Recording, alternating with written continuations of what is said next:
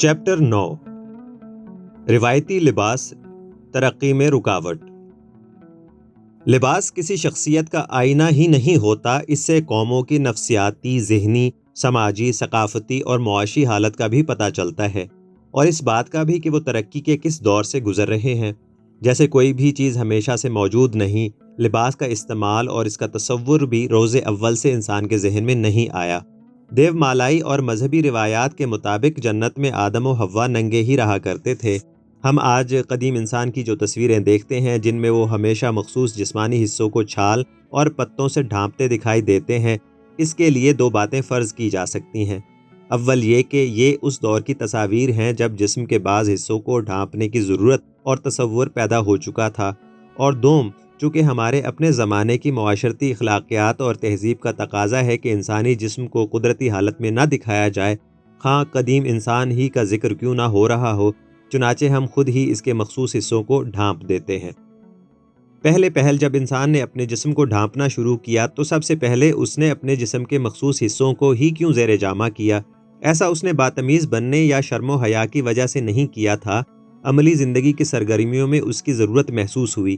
وہ حصے نہ صرف بقائے حیات کا مرکز تھے بلکہ نہایت نازک بھی۔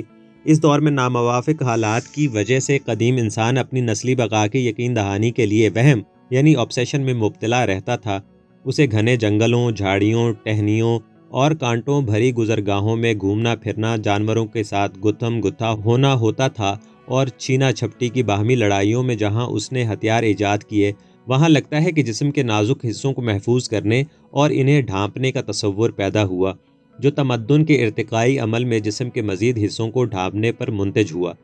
وقت کے ساتھ انسانی جلد بھی خوراک اور ماحول کے تبدیل ہونے سے نرم و نازک ہوتی رہی، چنانچہ موسمی اثرات نے بھی جسم کو ڈھانپنے میں کردار ادا کیا۔ جہاں تک لباسوں کی وضاحت کا تعلق ہے، اس میں مقامی طور پر میسر خام مال، جغرافیائی حالات اور بعد ازاں انسانی ذوق جمال نے بھی اہم کردار ادا کیا۔ مندرجہ بالا معروضات سے ثابت ہوتا ہے کہ لباس کوئی الوہی اور فطری چیز نہیں، بلکہ خاص حالات میں ضرورتوں کے تحت انسان کی اپنی ایجاد کردہ چیز ہے۔ لباس کے ساتھ شرم و حیا اور پردے کے تصورات بھی بہت بعد میں مخصوص سماجی حالات میں پیدا ہوئے۔ آج ہم کسی بھی لباس کو جس شکل میں دیکھتے ہیں، وہ بذات خود کئی سو سال کے ارتقائی عمل کے دوران مختلف تبدیلیوں سے گزر کر موجودہ شکل میں پہنچا ہوا ہوتا ہے۔ گویا لباس نہ تو ہمیشہ سے تھا اور نہ ہی دیگر اشیاء کی طرح یہ کبھی تغیر و تبدل کے عمل سے ماورا رہا ہے۔ تمام قوموں کے لباس مختلف تاریخی ادوار میں تبدیل ہوتے رہے ہیں۔ کوئی قوم ارتقائی سفر میں تاریخ کے کون سے مقام پر کھڑی ہے، اس کا اندازہ لگانے کے لیے دیکھا جا سکتا ہے کہ اس کے لباس کے بارے میں سوچ اور رویہ کیا ہے۔ پسماندہ قومیں پرانے روایتی لباس کے ساتھ جذباتی لگاؤ رکھتی ہیں اور اپنے اس لباس کو باعث فخر سمجھتی ہیں یا اسے اپنی قومی شناخت سے تعبیر کرتی ہیں۔ سست رو قبائلی اور فیوڈل نظام انسان کو صدیوں ایک ہی جگہ اور ایک ہی حالت میں کھڑے رکھتے ہیں، چنانچہ پسماندہ معیشت کے عوام اپنے لباس کو بھی ناقابل تغیر خیال کرنے لگ جاتے ہیں۔ آج کے سائنسی دور میں نہ صرف دنیا تیزی سے سمٹ رہی ہے بلکہ نہایت سرعت کے ساتھ انقلاب انگیز تبدیلیوں کا شکار ہے۔ مختلف اقوام کی ضروریات، تقاضے اور خصوصیات جو پہلے تھیں، وہ سب تبدیل ہو کر ایک ہی جیسے یونیورسل صنعتی معاشرے کی طرز زندگی میں ڈھلتی جا رہی ہیں۔ تعلیم، سائنس اور ترقی یافتہ صنعتی ماحول انسان کی فکر و نظر کو صدیوں کے زنگ آلود شکنجے سے آزاد کرتے ہیں اور اسے محدودیت سے لامحدودیت، غلامی سے آزادی، کوتاہ بینی سے وسعت نظری کی طرف لے جاتے ہیں۔ موسموں پر انسان کا اپنا کنٹرول ہو گیا ہے، وہ گرمی کو سردی اور سردی کو گرمی یا جیسا چاہے بدل کر رکھ سکتا ہے۔ چنانچہ لباس کسی طرح کا ہو، اس کا سراسر تعلق اب انسان کی اپنی ضرورت اور ذوق سے ہے۔ پسماندہ معیشت محدود اشیاء پیداوار کی حامل ہوتی ہیں، مدتوں اور نسلوں ایک ہی طرح کی چیزوں کا استعمال ہوتا رہتا ہے۔ پرانے وقتوں میں اس کی سماجی اور جغرافیائی ضرورت تھی۔ اگرچہ آج سماجی حالات تبدیل ہو چکے ہیں، لیکن بند ذہنوں کا مسئلہ ابھی تک قائم ہے۔ اپنے معاشرے کو لے لیجئے، خاص طور پر ہماری شہری عورت کے لیے شلوار قمیض کے سوا کسی اور طرح کے پہناوے کی کوئی شکل رائج نہیں۔ وہ بیچاری اسی کو کبھی لمبا، کبھی چھوٹا، کبھی کھلا، کبھی تنگ کرتی رہتی ہے۔ اسے ورزش کرنی ہو، وہ ایتھلیٹ ہو یا کھلاڑی ہو یا جدید دور کے پروفیشن میں کام کر رہی ہو، اسے اپنے پہناوے میں کوئی ریڈیکل تبدیلی لانے کا حوصلہ نہیں۔ خواہ روایتی لباس اس کی کارکردگی کا ستیہ ناش ہی کیوں نہ کر رہا ہو، کیونکہ اسے سماج میں ایک آزاد فرد کی حیثیت حاصل نہیں، وہ قدامت پرست مردانہ سماج کی دست نگر زندگی گزار رہی ہے۔ ہمارا محنت کش طبقہ شدید گرمی کی حالت میں بھی کئی گز کپڑے پر مشتمل شلوار قمیص اپنے جسم پر لپیٹے پسینے سے شرابور کام کر رہا ہوتا ہے۔ وہ اپنے جسم کے لباس کو اس لیے مختصر نہیں کرتا کہ کہیں سماج کا اخلاق خطرے میں نہ پڑ جائے۔ گویا لباس انسان کے لیے نہیں، انسان لباس کے لیے ہے، اسے اس میں اپنی ضرورت کے مطابق کانٹ چھانٹ کرنے کی اجازت نہیں۔ ادھر جدید صنعتی دور نے اشیاء صرف کی پیداوار میں بے حد تنوع اور اضافہ کر دیا ہے۔ پہلے زمانے میں آدمی کے پاس انتخاب نہایت محدود تھا، ہزاروں سال ایک ہی طرح کا لباس پہننا اس کی مجبوری تھی، جبکہ آج ہمارے سامنے ورائٹی کا ڈھیر لگا ہوا ہے۔ انسان اپنے دائرہ کار کو محض طبعی ضرورتوں کی تسکین تک محدود نہیں رکھتا، وہ اس میں حسن، ذوق اور تخلیقی اپج بھی پیدا کرتا ہے۔ لہٰذا ایک ہی طرح کا لباس پہننا آج کے انسانی مقام اور زمانے سے میل نہیں کھاتا۔ لباس کے معاملے میں بھی ہماری فکر کی تصحیح کی ضرورت ہے۔ بنیادی بات ہے کہ لباس انسان کے لیے ہے، انسان لباس کے لیے نہیں۔ انسان کو اتنا چھوٹا نہ کیا جائے کہ جو ہی کسی نے روایتی وضع کے لباس سے انحراف کیا، معاشرے میں ہلچل مچ گئی۔ اس طرح کے رویے کا مطلب ہے کہ انسان اشرف المخلوقات تو کجا، خود اپنے بنائے بے جان کپڑے کا غلام ہے، اسے تو اپنے لباس کی وضع قطع تک کو تبدیل کرنے کی اجازت نہیں۔ لباس کے چناؤ میں انسان کو لباس پر بالادستی ہونی چاہیے، نہ کہ لباس کو انسان پر۔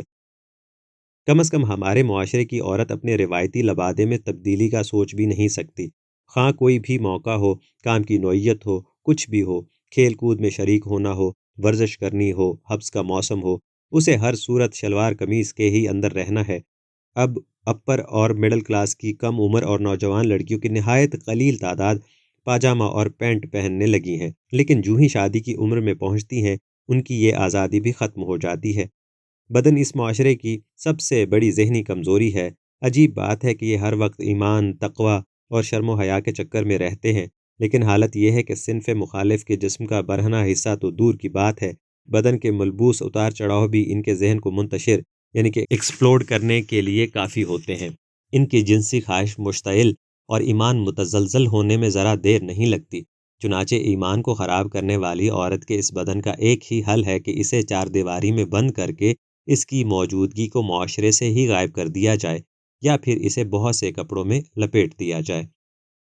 شلوار قمیص جدید زندگی کے کئی کاموں کے لیے مناسب لباس نہیں، اور پہننے والے کی کارکردگی پر بری طرح اثر انداز ہوتا ہے۔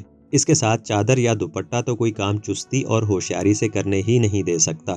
شلوار قمیص کی بطور لباس پھر بھی سمجھ آتی ہے، قمیص نے بالائی حصہ ڈھانپ لیا ہے، شلوار نے نیچے کا، لیکن اس کی سمجھ نہیں آتی کہ ایک طرف کندھے پر رکھے یا گردن کے گرد لپٹے لمبے سے باریک کپڑے کے ٹکڑے کا کیا کام ہے، اور وہ نسوانی لباس کا لازمی جزو کیوں کر ہے، جبکہ یہ کسی حصے کو ڈھانپتا بھی نہیں ہے۔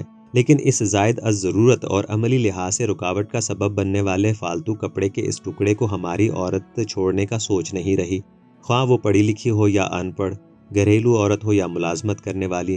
نہ صرف دوپٹہ نام کے کپڑے کا بظاہر کوئی مقصد نہیں، بلکہ اس کو ہر دم سنبھالے رکھنا پڑتا ہے۔ عورت کو تھوڑی تھوڑی دیر بعد اسے اٹھا کر درست کرنا ہوتا ہے، اکثر اس کا سرا کہیں نہ کہیں پھنسا یا گرا ہوا ہوتا ہے۔ گویا یہ عورت کے لیے وبال جان سے کم نہیں۔ شعوری اور لاشعوری طور پر اس کی توجہ ہر وقت دوپٹے کی طرف رہتی ہے۔ ایک ایسی چیز کے سنبھالنے میں عورت کی خاصی توانائی صرف ہو جاتی ہے جس کی نہ کوئی افادیت ہے، نہ اس کا کوئی فنکشن ہے۔ ایک عورت جو چادر لیتی ہے اس کا مقصد پھر بھی سمجھ میں آتا ہے، لیکن دوپٹہ سمجھ سے باہر ہے، سوائے اس کے کہ عورت کو آزاد یعنی لبریٹ نہ ہونے دیا جائے۔ اس کا شعور، توجہ، دست و بازو ہر وقت بندھے رہنے چاہیے۔ ہماری عورت نے لباس کے اس انتہائی فالتو جز کو اتنی تابیداری سے سنبھال رکھا ہے کہ حیرت ہوتی ہے۔ صاف ظاہر ہے کہ یہ عورت کی اب عادت بھی بن چکا ہے۔ اس کے بغیر اب عورت اپنے لباس کو نامکمل سمجھتی ہے۔ دوپٹہ اس کا ساتھی ہے، اسے سلامتی کا احساس دیتا ہے۔ پہلے خود ہی عدم سلامتی کا احساس پیدا کیا جاتا ہے۔ اگر اسے کوئی عورت اب اتار بھی دے تو مرد تو شاید اس کا نوٹس لیں یا نہ لیں، لیکن عورتیں ہی اس کا جینا اجیرن کر دیتی ہیں۔ ہائے تم نے دوپٹہ نہیں لیا؟ پوچھا جا سکتا ہے تم نے کیوں لیا ہوا ہے؟ آخر اس کا تو مطلب بتا دو۔ مطلب بس یہی ہو سکتا ہے کہ ہم تو پھنسے ہوئے ہیں، تم کس طرح سے آزاد ہو رہی ہو۔ گویا دوپٹہ کوئی لباس نہیں ہے، یہ محض علامت ہے عورت کو زنجیر بپا کرنے کی۔ اسے کمزور کرنے کی کہ ہر وقت عزت اور نسوانیت کے نام پر ایک فالتو کپڑے کے ٹکڑے کو سنبھالے رکھو، تم اسی لائق ہو، تمہیں یکسو ہو کر کوئی بامقصد اور تعمیری کام کرنے کی کیا حاجت ہے؟ عورت کی توجہ بٹی رہے اور اسے فرد کی بجائے صنف کشش ہونے کا احساس ہوتا رہے۔ اگر دوپٹے کا مقصد چھاتی کے حصے کو ڈھانپنا ہے تو آج عملاً ایسا نہیں کیا جاتا۔ یہ ایک طرف لٹکا ہوتا ہے، چھاتی تو دونوں طرف ہوتی ہے یا گلے میں لپٹا ہوتا ہے۔ نہ جانے ہم خود کو کیوں سیکس زدہ کرتے رہتے ہیں، پہلے سے ہی اپنے ذہنوں کو خراب کر کے کیوں چلتے ہیں؟ روزمرہ اور معمول کے حالات میں نارمل انسان کیوں نہیں رہ سکتے؟ مہذب معاشروں کے افراد عام حالات میں اور روزمرہ کام کاج کے دوران صنفی اور جنسی لحاظ سے نہیں سوچتے۔ مرد و زن مخلوط ماحول میں اپنے اپنے کام سر انجام دے رہے ہوتے ہیں، وہ عورت اور مرد نہیں افراد ہوتے ہیں۔ ان کی پرائیویٹ زندگی چاہے کتنی ہی سیکس زدہ کیوں نہ ہو، اس کا اثر کام کے ماحول پر نہیں پڑنے دیا جاتا۔ ہماری سوچ ہی جنس سے شروع ہوتی ہے، خواہ ماں ہو، بہن ہو یا بیٹی ہو، ہم سب سے پہلے اسے جنسی نظر سے دیکھتے ہیں، تبھی تو اسے پردہ کرنے کو کہتے ہیں۔ اگر فرد سمجھیں تو اسے فالتو کپڑوں میں لپیٹنے کا حکم کبھی نہ دیں۔ یہ بھی بات غلط ہے کہ آپ اوروں کی نظروں سے بچانے کے لیے ایسا کرتے ہیں۔ سب سے پہلے آپ کی اپنی نظر خراب ہوتی ہے۔ گھر سے باہر گلیوں، بازاروں اور دفاتر میں مرد آسمان سے تو اترے نہیں ہوتے، آپ ہی وہ مرد ہوتے ہیں جو گھر میں کسی کے باپ، بھائی اور بیٹے ہوتے ہیں۔ پردہ مرد کی ذہنی گندگی اور منافقت کے سوا کچھ نہیں۔ آج دنیا سمٹ رہی ہے، اس کے رہنے سہنے کے انداز ایک سے ہو رہے ہیں، لہٰذا قوموں کے اپنے اپنے لباس بھی نہیں رہیں گے۔ یہ انسان کے لیے انتخاب، پسند اور ضرورت پر ہوگا کہ وہ کس طرح کا لباس پہنے۔ تمام روایتی لباس سست روی کی علامت اور ترقی کی راہ میں رکاوٹ ہے، اس لیے کہ وہ قبائلی اور فیوڈل دور کے لباس ہیں۔ یہی وجہ ہے کہ مشرق کی جس قوم نے بھی ترقی کی طرف قدم بڑھایا ہے، اس نے اپنا لباس بھی مغربی طرز کا کیا ہے۔ جاپان اور چین اسی تبدیلی کی واضح مثالیں ہیں۔ آج کے جدید مشینی، دفتری اور گھریلو ماحول میں جس ذہنی اور جسمانی چستی کی ضرورت ہے، روایتی ڈھیلا ڈھالا لباس اس چستی اور ہوشیاری کو نہیں لا سکتا۔ روایتی لباس کے ساتھ ہمارا جذباتی رشتہ نفسیاتی معاملہ ہے، جو کام صدیوں سے ہو رہا ہے۔ لگتا ہے کہ زندگی کا اس کے بغیر تصور ہی ناممکن ہے۔ ہمیشہ سے برقع پوش عورت کے لیے برقع اتارنا برہنہ ہونے سے کم نہیں ہوتا۔ ایسے ہی جب کسی عورت نے کبھی برقع نہ پہنا ہو، اس کے لیے اسے ایک لمحے کے لیے برداشت کرنا مشکل ہے۔ قومی مزاج بھی ایسے ہی بنتے ہیں۔ صدیوں سے موجود نظریات، رسم و رواج اور اشیاء تقدیس کا درجہ لے لیتی ہیں اور ان کے بغیر اپنے وجود کا تصور ناممکن نظر آتا ہے۔ لیکن ہر آن بدلتا وقت پرانی چیزوں کے لیے بڑا بے رحم ہوتا ہے۔ نئے نظریات زیادہ بار آور، خوبصورت اور قوت خیز ہوتے ہیں۔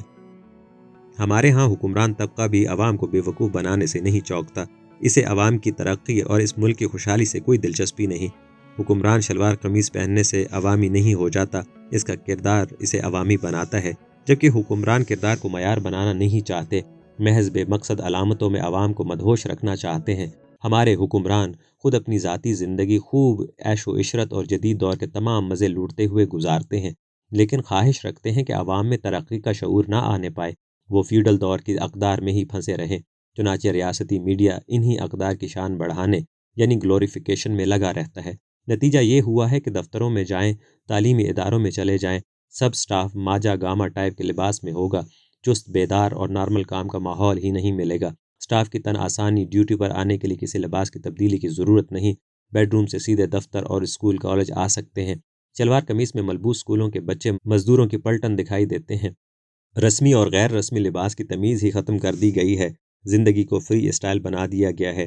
ان چیزوں کے مضر اثرات نظر نہیں آتے، لیکن قوموں کا ستیہ ناش ہو رہا ہوتا ہے۔ کیا سماجی مفکروں کے لیے یہ غور و فکر کا مقام نہیں ہے کہ ہماری قوم ایک ایسے لباس کے عشق میں مبتلا ہے جو پہننے کے فوری بعد سلوٹے پڑنے سے خراب اور گندا محسوس ہونے لگتا ہے، اور چند گھڑی کے پہناوے کے بعد اسے دوبارہ استری کیے اور دھوئے بغیر پہنا نہیں جا سکتا، جو ہمیں سمارٹ اور چست ہونے سے روکتا ہے، جس کی لمبائی چوڑائی پر فضول اور فالتو کپڑا استعمال ہوتا ہے۔ لباس انسان کی کبھی ضرورت تھا، لیکن آج کا انسان اسے من کی خوشی کی خاطر پہنتا ہے، اس لیے فیشن کا جنم ہوا۔ انسان خوبصورت ہے، اس کا جسم خوبصورت ہے اور اسے اپنے وجود کی خوبصورتی پر خوش ہونے کی پوری آزادی ہونی چاہیے۔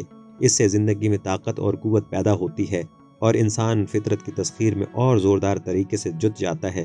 اسے اگر اپنی زندگی سے خوشی کشید کرنے کی اجازت ہی نہیں ہوگی تو وہ مجبوراً زندہ رہنے کے سوا کچھ نہیں کرے گا۔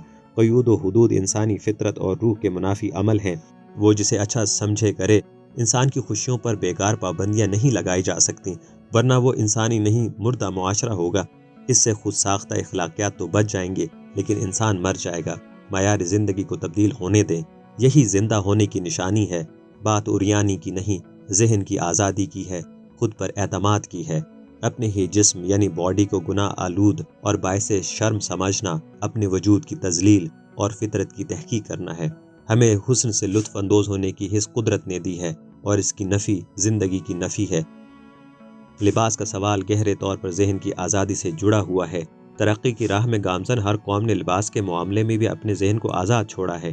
صرف لباس کے بارے میں ہمارے رویے کی تبدیلی ہماری نظری، فکری اور عملی زندگی میں خوشگوار اور کشادہ احساسات کے دریچے کھول دے گی۔